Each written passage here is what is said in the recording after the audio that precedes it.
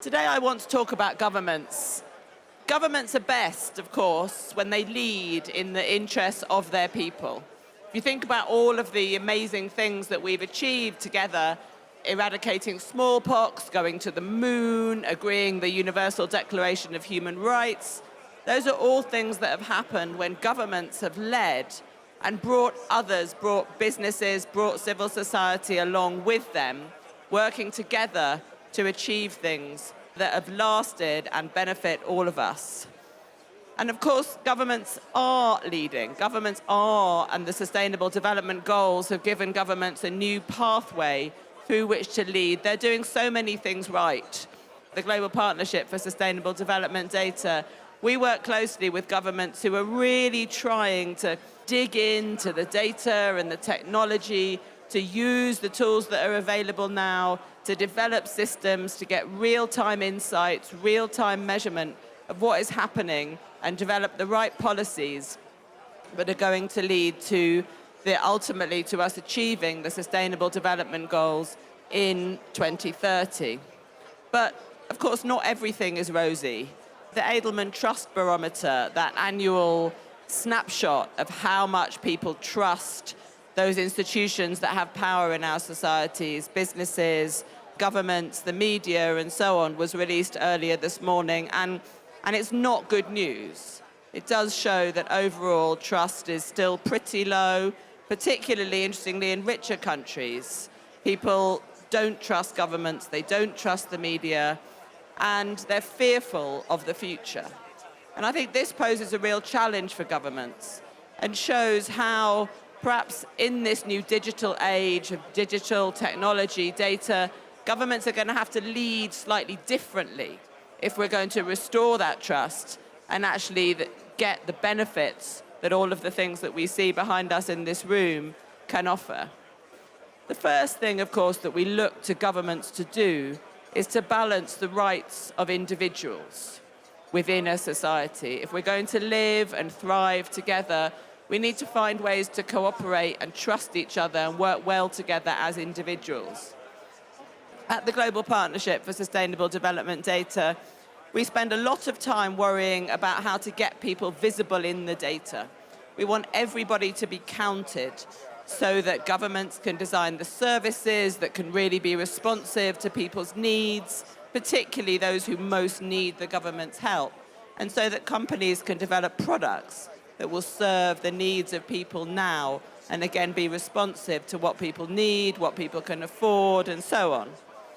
But of course, we also know that there are many people who fear being all too visible in the data, who want to protect their privacy, and who fear that being visible in the data, being watched, being tracked, the data being sold in ways that they can't control, is going to open them up to the potential of harm, that governments who have a malign intent or companies could do harm if they're too visible in that data. Now, it's kind of frustrating for those of us who believe so passionately that data can do good to see that there is this mistrust and this suspicion, but we have to tackle that head on. If we just simply plow forward and say, look, this is good for you, we know what's good for you, we can build these products, we want to make you visible, and we know that this is going to work, that isn't digital utopianism, that's digital totalitarianism. And that is not ultimately leading to the world that we want. And in the end, I think this comes down to governments. It's they that have the responsibility to create a new social contract, to work with civil society organizations, with academics and others, to build that trust that can mean that people have confidence that being visible in the data will ultimately lead them to good things and not to the kind of harms that we sometimes see that people fear all too much. A second thing that we urgently need governments to do is to cooperate with each other. We know that the world is becoming more open. We know that communication and information are spreading more freely. Again, this is a fantastic thing. We're worrying this week, quite rightly, about the 50% of people who are not yet connected to the web. And the world will be better when everybody is connected. But again, we know that that connectivity comes with risks and harms. that it means that that information, which can flow more freely for education and for communication, can also be used to spread suspicion, to spread lies, to spread mistrust, and to create barriers in our societies and not break them down.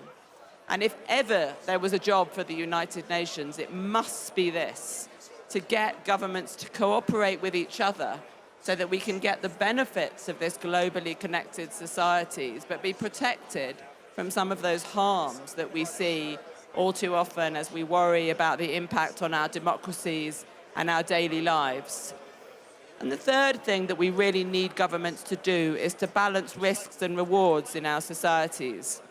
That same Edelman Trust Barometer that came out today revealed that 83% of workers are fearful that their jobs are becoming less secure, that their wages are at risk, and that they don't trust that they will have a good job in the future. And I think, again, just as digital and technology have brought huge benefits in terms of the responsiveness of economies, in terms of those companies who are able to operate and to control huge amounts of data so they can be responsive to supply and demand in real time and give us exactly what we want when we want it. As consumers, it's fantastic. As workers, we haven't yet found the way to balance the allocation of the risks and the rewards in these economies. Now, in previous eras of technological upheaval, these kind of conflicts tended to be played out rather violently. Those who've studied history will know about the violent conflicts that went with unionization or agricultural reform in previous centuries. I hope that we don't have to go through a social upheaval at that extent today, but we do, again, need governments to take the responsibility seriously, to think about the whole of society and make sure that the risks and the rewards from all of these new tools and possibilities that we have in front of us are allocated in a way that everybody understands to be fair and that people's rights are protected. Technology is changing the balance of interests and the relationships that we have in our society. And there are two ways that this can go, and that we're seeing both playing out in front of us in the world today. Technology can enter into the cracks of our societies and increase inequalities, increase tensions, increase the dangers that we face. But equally, technology can build bridges that can help us to overcome these cracks, to strengthen our societies.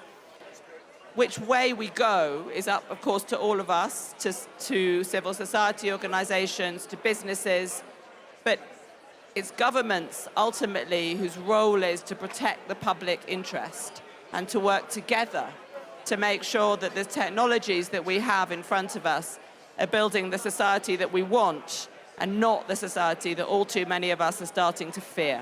Thank you.